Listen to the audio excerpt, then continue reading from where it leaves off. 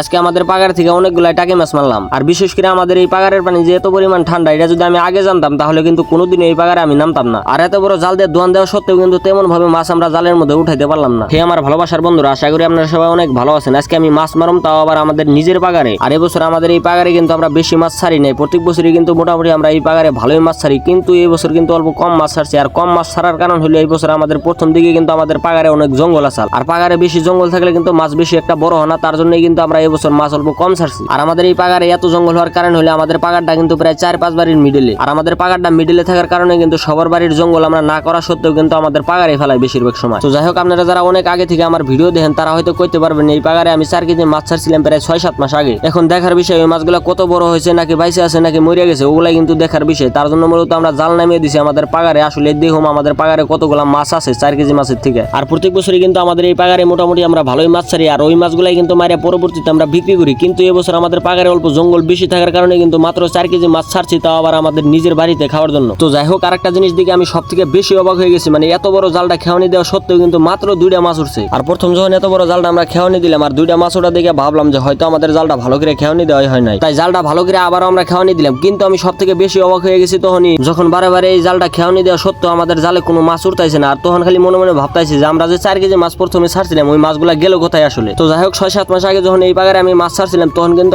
দাদির অনেকগুলা হাঁস আছে। ওই হাঁসগুলা কিন্তু সারাদিন এই পাগারে নেমে থাকছে, তাই আমার বুঝতে আর বাকি রইল না ওই হাঁসগুলা মাছগুলা সব খাইয়ে শেষ করে দিছে। আর একে একে কিন্তু প্রায় 6-7টা খেওয়ানি দিলাম আমরা এই জাল দিয়ে, তারপরেও কিন্তু কোনো মাছই আমরা উঠাইতে পারলাম না। মানে প্রথম দিকে যে খেওয়ানি দিছিলাম ওই খেওয়ানিতে মাত্র 2টা মাছ উঠছে, তারপরে থেকে কোনো খেওয়ানিতে কিন্তু আমরা মাছ উঠাইতে পারতাইছি না। তাই অবশেষে দিশা না পাইয়ে কিন্তু জালটা থুয়ে আমরা হাত দিয়ে মাছ ধরা স্টার্ট করে দিলাম, কারণ হাত দিয়ে মাছ ধরলে কিন্তু টাকি মাছ ধরা যাবো। আর আমাদের এই পাগারে যেগুলো মাছ আমরা কিনা ছাড়ছিলাম ওই মাছগুলা কিন্তু একটাও নাই। কিন্তু আমাদের এই পাগারে টাকি মাছ কিনা আমরা ছাড়ছিলাম না, তারপরেও কিন্তু টাকি মাছ আমাদের পাগারে মোটামুটি ভালোই আছে। আর এই পাগারে কিন্তু মোটামুটি ভালোই কেদা, আর অতিরিক্ত কেদা থাকার কারণে কিন্তু টাকি মাছগুলো সব কেদার ভিতরে যায় আসলে তখন। তার জন্য এত বড় জাল খেওয়ানি দেওয়া সত্ত্বেও কিন্তু এতক্ষণ একটা মাছও উঠাইতে পারলাম না। তাই চিন্তা ভাবনা করে কিন্তু আমরা হাতিয়ে মাছ ধরা স্টার্ট করে দিলাম। আর হাত দিয়ে যে অল্প সময়ের ভিতরে আমরা এতগুলা টাকি মাছ ধরতে পারবো এটা কিন্তু আগে জীবনও ভাবি নাই। মানে জাল দিয়ে আমরা মাছ ধরতে পারলাম না, কিন্তু হাতিয়ে অনেকগুলাই কিন্তু মাছ ধরছিলাম আমরা। তো যাই হোক, আজকের মতো ভিডিও এই পর্যন্ত। সুস্থ থাকবেন, ভালো থাকবেন, আল্লাহ হাফেজ। আর অবশ্যই কিন্তু আমরা খাওয়ার মাছ কমসে কম ধরে নিয়ে আসছিলাম।